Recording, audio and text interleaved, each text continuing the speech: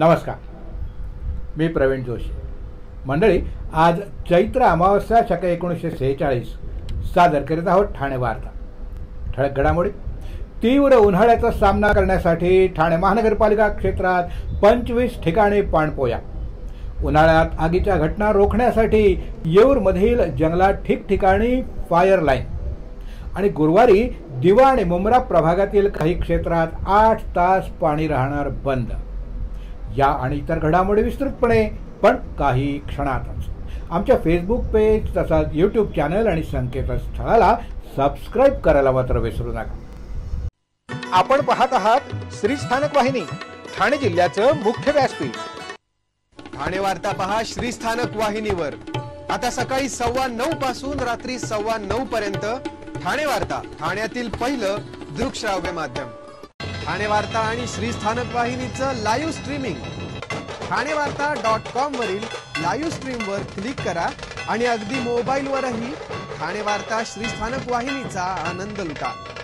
यासाठी आमचं app download करा. ठाणे वार्ता पहा श्री स्थानक वाहिनीवर. आता सकाळी 9:15 पासून रात्री 9:15 पर्यंत ठाणे वार्ता, ठाण्यातील पहिलं दृकश्राव्य माध्यम.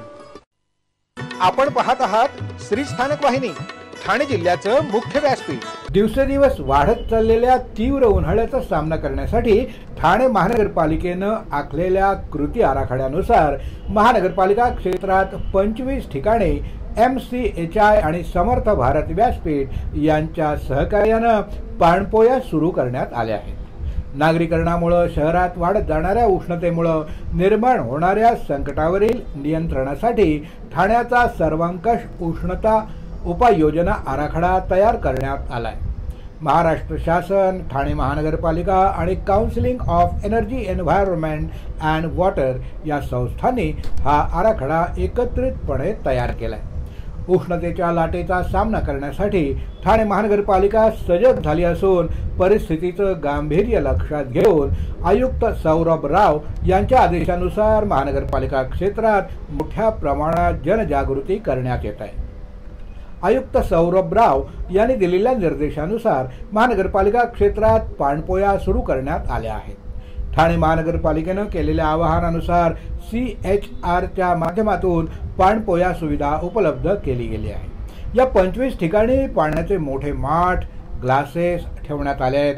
तिथं दररोज पिण्याचं शुद्ध पाणी भरण्याची व्यवस्था संबंधित संस्था करत आहे.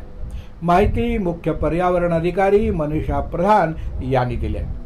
ठाणे स्टेशन, कोपरी पूल, आईस फॅक्टरी, जवाहर बाग, IT पार्क, किसन नगर शाळा, अंबिकानगर नंबर 3, पडवळ नगर, हजुरी गाव, पासपोर्ट ऑफिस, 3 हात नाका, कोलशेत रोड नाका, बाळकुम नाका, माजिवडा नाका, कळवा स्टेशन, 90 फुटी रस्ता, खारेगाव, कळवा नाका, Datta Mandir, Kausa Talav, Wafa Park, Amrutnagar, Lokmanya Depot, Rabodi, Court Naka, Vartak नगर नाका, शास्त्री नगर नाका अशा 25 ठिकाणी पाणपोया सुरू करण्यात आल्या आहेत. शिवसेना, भाजपा, राष्ट्रवादी काँग्रेस, मनसे, रिपाई आणि मित्र पक्षांच्या महायुतीचे ठाणे लोकसभेचे शिवसेनेचे उमेदवार नरेश म्हस्के यांच्या निवडणूक प्रचारार्थ आज कोपरी आणि घंटाळी परिसरात प्रभात फेरी काढण्यात आली. महायुतीचे कार्यकर्ते यावेळी मोठ्या संख्येनं तिथे उपस्थित होते. छत्रपती शिवाजी महाराज यांना वंदन करून सकाळी 6 वाजता 12 बंगला इथून नरेश म्हस्के यांनी प्रचाराला प्रारंभ केला. मॉर्निंग वॉकला येणाऱ्या प्रत्येकाशी हस्तांदोलन करून देशाच्या विकासासाठी आणि पंतप्रधान नरेंद्र मोदी यांचे हात बळकट करण्यासाठी मत देण्याचं आवाहन नरेश म्हस्के यांनी केलं. महिला वर्ग प्रभात फेरीच्या वेळी मोठ्या संख्येनं उपस्थित होता. त्यांच्याशी नरेश म्हस्के यांनी संवाद साधला. झुंबा ग्रुपच्या महिला भगिनींनी केलेल्या विनंतीला मान देऊन नरेश म्हस्के यांनी गाण्यांच्या तालावर ठेकाही धरला. 12 बंगला इथल्या संगीत कट्ट्यावरील ज्येष्ठ नागरिकांशी विविध विषयांवर त्यांनी चर्चा केली. घंटाळी इथल्या प्रभात फेरीत नरेश म्हस्के यांनी ज्येष्ठ नागरिकांसमवेत चहापान केलं आणि ठाणे शहराच्या आजवर झालेला विकास आणि भविष्यातील ठाणे याविषयी चर्चा केली. गुरुवारी दिवा आणि मुंब्रा प्रभागातील काही क्षेत्रात 8 तास पाणी बंद राहणार आहे. दिवा प्रभाग क्षेत्रात शीळ, खर्डी आणि भोलेनाथ नगर तसंच मुंब्रा प्रभाग क्षेत्रातील बाय जंक्शन पासून मुंब्रा अग्निशमन केंद्रापर्यंतच्या भागात गुरुवार 9 मे रोजी सकाळी 10 ते संध्याकाळी 6 या 8 तासात पाणी पुरवठा बंद राहणार आहे.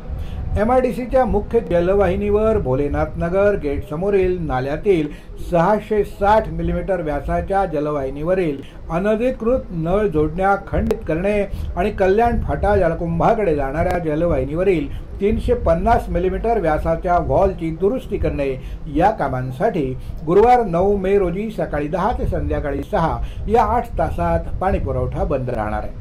कल्याण फाटा इथून MIDCच्या जलवाहिनीवरून होणारा पाणी पुरवठा या काळात खंडित राहणार आहे. दुरुस्तीचं काम झाल्यानंतर पुढील 2 दिवस या भागात कमी दाबानं पाणी पुरवठा होईल. त्यामुळे नागरिकांनी आवश्यक तो पाणी साठा करून ठेवावा आणि पाण्याचा अपव्यय टाळून महानगरपालिकेला सहकार्य करावं असं आवाहन प्रशासनातर्फे करण्यात आलंय.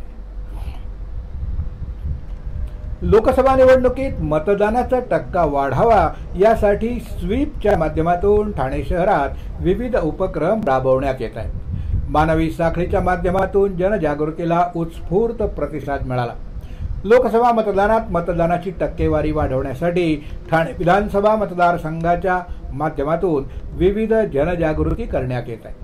नागरिकांनी मतदान करावं यासाठी विद्यार्थ्यांच्या मार्फत आणि बचत गटातील महिलांच्या माध्यमातून मतदारांना आवाहन करण्यात येत आहे. मतदान जनजागृती उपक्रमाचा एक भाग म्हणून स्वीप पथक वेगवेगळे अभिनव उपक्रम राबवते. ज्या प्रभागात मतदान कमी झालं आहे त्या प्रभागात रिक्षा फिरवून ऑडिओद्वारे प्रसार करण्यात येतोय. मी मतदान करणारच, आम्ही आपल्या मतदानासाठी सज्ज राहा अशा आशयाचे मजकूर असलेले आणि त्यावर मतदान दिनांक 20 मे असं दर्शवणारे माहितीपत्रक सर्व नागरिकांना वाटण्यात आले. लोकशाहीच्या उत्सवात मतदानाच्या दिवशी देशाच्या उज्ज्वल भविष्यासाठी मतदानाचा आपला हक्क बजावून लोकशाही बळकट करावी आणि सर्वांनीच न चुकता 20 मे 2024 रोजी अवश्य मतदान करावं असं आवाहन स्वीप पथकाच्या माध्यमातून नागरिकांना करण्यात आलं. यापुढील घडामोडी एका छोट्याशा ब्रेक नंतर कुठेही जाऊ ना, आम्ही लगेचच परत येतोय. पाहत रहा फक्त ठाणे वार्ता. सर्व नागरिकांना आवाहन करण्यात येत आहे की सध्या डासांमार्फत पसरणाऱ्या डेंग्यू या आजाराचा प्रसार रोखण्यासाठी प्रत्येकाने पुढील प्रमाणे कार्यवाही करावी. डेंग्यू आजार एडिस इजिप्ती हा डास चावल्याने होतो. या डासांची पैदास साचलेल्या किंवा साचवलेल्या स्वच्छ पाण्यामध्ये होते. 8 दिवसांपेक्षा जास्त दिवस पाणी उघडे व साचून राहिल्यास त्यात डास अंडी घालतात. अंड्यांच्या अळ्या तयार होऊन पुढे डास तयार होतात. यासाठी आपल्या घरातील पाणी साठे उदाहरणार्थ बॅरल्स, पिंपे, टाक्या, हौद, रांजणे इत्यादी दर आठवड्याला रिकामे करून घासून पुसून कोरडे करून पुन्हा भरावे. 1 दिवस कोरडा दिवस म्हणून पाळावा. पाणी साठ्यांना घट्ट झाकणे बसवावीत किंवा जुनी साडी, चादर, धोतर यांनी बांधून झाकून ठेवावीत, म्हणजे डास त्यात जाऊन अंडी घालणार नाहीत. घराच्या गच्चीवर, आजूबाजूला, अंगणात कोठेही पाणी साचू देऊ नये. भंगार सामान उघड्यावर टाकू नये. उदाहरणार्थ टायर्स, प्लास्टिक सामान, कुंड्या, टाकाऊ वस्तू इत्यादी. अशा सामानात पावसाचे पाणी साठून त्यात डेंग्यूच्या डासांची पैदास होते. घरातील कूलर्स, फ्रीजच्या पाठीमागील ट्रे हे देखील वेळोवेळी कोरडे करावेत. लक्षात ठेवा, नुसत्या फवारणीने डास घनता कमी होत नाही, तर त्यासाठी डास पैदास ठिकाणे नष्ट करणे ही आपल्या सर्वांची जबाबदारी आहे. कोणताही ताप अंगावर न काढता जवळच्या शासकीय रुग्णालयात मोफत औषधोपचार घ्या. अशा प्रकारे नागरिकांनी सहकार्य केल्यास डेंग्यूचा प्रसार रोखणे सहज शक्य आहे. ब्रेकनंतर आपलं पुन्हा एकदा स्वागत. महाविकास आघाडी शिवसेना उद्धव बाळासाहेब ठाकरे पक्षाचे उमेदवार राजन विचारे या सच्च्या शिवसैनिकाला मतदारांनी साथ दिली.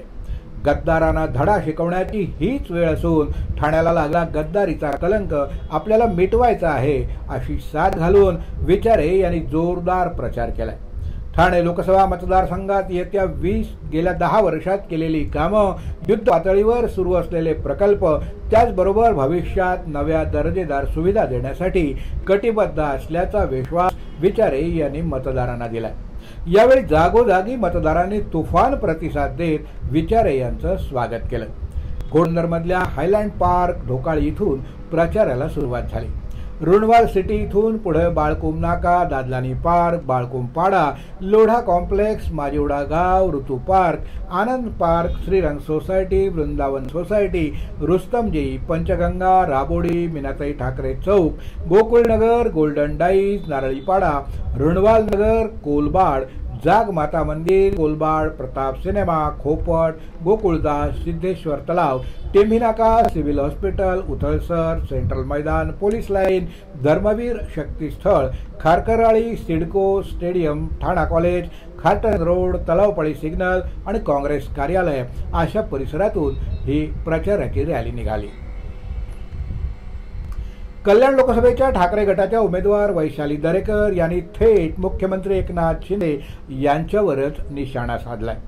मुख्यमंत्री एकनाथ शिंदे यांनी पालकमंत्री असताना 2014 साली दत्तक घेतलेल्या अंबरनाथ तालुक्यातील मलंगगड परिसरात वाकलन गावात सोयी सुविधांचा अभाव असल्याचा आरोप त्यांनी यावेळी केलाय. वाकलन गावामध्ये आजही महिला तलावावर धुणी धुतात. गावात पाणी नाही, चांगले रस्ते नाहीत. मुख्यमंत्र्यांनी दत्तक घेतलेल्या गावाची अशी अवस्था असेल तर उर्वरित मतदारसंघाचं काय, असा सवाल वैशाली दरेकर यांनी यावेळी केलाय. डोंबिवली पूर्वेकडील पाटीदार भवन इथे महाविकास आघाडीचा मेळाव्याचं आयोजन करण्यात आलं होतं. या मेळाव्यामध्ये वैशाली दरेकर यांनी मुख्यमंत्र्यावर निशाणा साधला. उन्हाळ्यात जंगलांना आगी लागण्याच्या घटना वाढीस लागल्या असतानाच येऊरच्या जंगलात वन विभागानं काळजी घेत संजय गांधी राष्ट्रीय उद्यान परिक्षेत्रातील येऊर रेंजमध्ये वन विभागानं शास्त्रीय पद्धतीनं फायर लाईन आखल्या आहेत. जंगलात आग लागलीच तर ती पसरणार नाही यासाठी फायर लाईन महत्त्वाची भूमिका बजावत असते. या उन्हाळ्यात येऊरमधील जंगलात आगीच्या घटना फार कमी झाल्या असून फायर लाईन वन कर्मचाऱ्यांमार्फत गस्त आणि जनजागृतीमुळे जंगलाचा मोठाच फायदा झालाय. हिवाळा संपल्यानंतर जंगलातील हिरवाई कमी होऊन रखरखाट वाढलेला दिसतो. उजाड दिसणाऱ्या जंगलात मोठ्या प्रमाणावर गवत, झाडं, झुडपं सुकलेल्या अवस्थेत असतात. उन्हात झाडांच्या घर्षणानं काही वेळा नैसर्गिकरित्या आग लागते. मात्र अशी नैसर्गिक आग लागण्याचं प्रमाण खूपच अत्यल्प आहे. जंगलात आग माणसांकडूनच लागण्याचं प्रमाण अधिक आहे. त्यामुळे माणसाची छोटी चूक सुद्धा मोठ्या वणव्यात रूपांतरित होते. जंगलातील आगीवर नियंत्रण मिळवण्यासाठी फायर लाईन जंगलाचं सुरक्षा कवच असतं. एका वनाच्या पट्ट्यात लागलेली आग दुसरीकडे पसरणार नाही यासाठी वन विभागाच्या येऊर परिक्षेत्रातील फायर लाईन्स आखल्या गेल्या. डिसेंबर ते जानेवारी महिन्यात जंगलामध्ये साधारण 6 मीटर आणि 12 मीटर रुंद अशा पद्धतीनं जागेतील वाढलेली झुडपं, गवत काढलं जातं. जंगलातील महत्त्वाच्या जागेत शेकडो किलोमीटर लांब अशा पद्धतीनं वाढलेलं गवत आणि झुडपं काढली जातात. एखाद्या वेळेस जंगलात आग लागलीच तर या फायर लाईनमुळे आगीची झळ जास्त दूरवरपर्यंत पसरत नाही. उन्हाळ्यात आगीच्या घटना रोखण्यासाठी येऊरमधील जंगलात फायर लाईन ठिकठिकाणी आखली गेली आहे. तसंच वन कर्मचारी आणि अधिकाऱ्यांमार्फत वणवा लागू नये याकरता दिवस रात्र गस्त घालण्यात येते. त्यासोबतच तिथल्या आदिवासी पाड्यांमध्ये विभागामार्फत जनजागृती देखील केली जाते. त्यामुळं पाड्यातील आदिवासींचं जंगल सुरक्षेसाठी सहकार्य मिळतंय. आपण पाहत आहात श्री स्थानक वाहिनी, ठाणे जिल्ह्याचं मुख्य व्यासपीठ. ठाणे वार्ता पहा श्री स्थानक वाहिनीवर. आता सकाळी 9:15 पासून रात्री 9:15 पर्यंत ठाणे वार्ता, ठाण्यातील पहिलं दृकश्राव्य माध्यम. ठाणे वार्ता आणि श्री स्थानक वाहिनीचं लाईव्ह स्ट्रीमिंग ठाणेवार्ता.com वरील लाईव्ह स्ट्रीमवर क्लिक करा आणि अगदी मोबाईलवरही ठाणे वार्ता श्री स्थानक वाहिनीचा आनंद लुटा. यासाठी आमचं ॲप डाउनलोड करा. ठाणे वार्ता पहा श्री स्थानक वाहिनीवर. आता सकाळी 9:15 पासून रात्री 9:15 पर्यंत ठाणे वार्ता, ठाण्यातील पहिलं दृकश्राव्य माध्यम. आपण पाहत आहात श्री स्थानक वाहिनी, ठाणे जिल्ह्याचं मुख्य व्यासपीठ. आपण आपले कार्यक्रम किंवा बातम्या आम्हाला ठाणेवार्ता@gmail.com या ईमेलवर कळवू शकता. ठळक घडामोडी शेवटी पुन्हा एकदा. तीव्र उन्हाळ्याचा सामना करण्यासाठी ठाणे महानगरपालिका क्षेत्रात 25 ठिकाणी पाणपोया. उन्हाळ्यात आगीच्या घटना रोखण्यासाठी येऊरमधील जंगलात ठिकठिकाणी फायर लाईन्स. आणि गुरुवारी दिवा आणि मुंब्रा भागातील काही क्षेत्रात 8 तास पाणी राहणार बंद. या होत्या ठाणे वार्ता. आपली एखादी बातमी बघायची राहून गेली असेल तर आपण आमच्या ठाणेवार्ता.in या संकेतस्थळाला किंवा फेसबुक पेज तसंच यूट्यूब चॅनलला अवश्य भेट द्या. तर मग पुन्हा भेटूया पुढल्या बातमीपत्रात फक्त श्री स्थानक वाहिनीवर. धन्यवाद.